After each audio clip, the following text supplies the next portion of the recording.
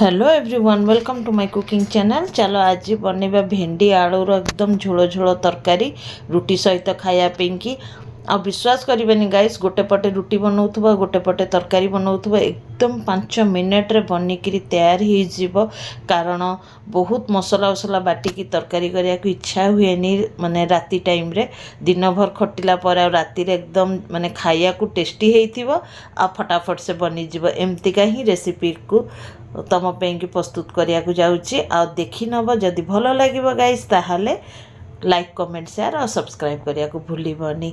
चलो बनई नवा बहुत ही जल्दी फटाफट से बनी जीव तरकारी।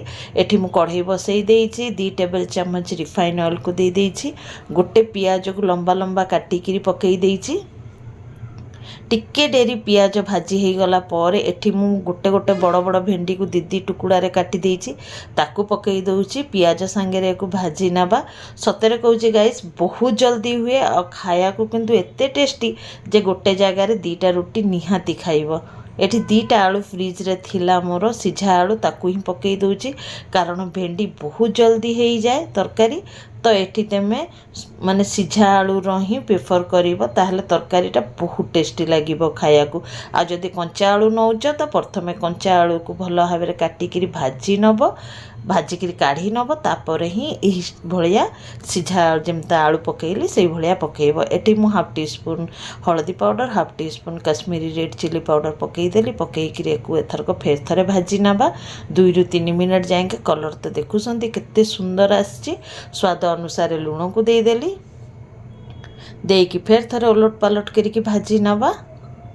आ एपटे आमर रुटी भी बनिया चलती एठी मु मिक्स मसला को देदेली जोटा कि तुमर आमर एठी खड़गपुर मसला ना रे माने बिक्री हुए आ एतिरे रसुण अदा जीरा धनिया लंका सब दिया ही था तेणुक एक्सट्रा रे कौन मसला यूज करिया दरकार नहीं पकईकि मु पानी देकी गुड़ई देली देला पर एठी गोटे टेबल चम्मच खंडे अटा को मु पकईदेली ताहले कौन हम ना झोलटा एकदम माने माखा माखा स्टाइल रो हबो माने झोल अलगा माने झुरझुर फुरफुर हबनी माने झोल आ तरकारी अलग अलग हबनी पूरा देखि परसन त केते सुंदर झोल होइकि तैयार हेइछि आ रुटी संगे रे माने 1 नंबर तरकारी निहाती थरे बनै कि ट्राई करंतु बहुत जल्दी हेइ जाए। तो एठी मु रुटी संगे रे फटाफट से बाढ़ी नउछि डिनर गरम गरम रुटी ता संगे रे तरकारी एपटे गरम गरम तरकारी आ टिके पियाज आचार लंका बास सइला। एठी देखंतु केते रुटी मु बनैछि। तो जदि वीडियोटा देखिकी भल लगे गाइस तो लाइक कमेंट शेयर और सब्सक्राइब करिया को भूलिबनी। जत्ते भी नुआ सांग माने देखुसंदी सब्सक्राइब करिकी बेल आइकन को दबेकी नोटिफिकेशन ऑल कर दबा ताहाले मु जा भी वीडियो अपलोड करिवि तम पाखु संगे संगे पहुँची जिवो। एई भलिया छोट मोट रेसिपी देखिया को जदि आउरी किछि इच्छा अछि तो निहाती कमेंट करिकी जणातु ताहाले मु बिल्कुल कोशिश करी कि तुम पाखु से वीडियोटा प्रस्तुत करी पठेबी।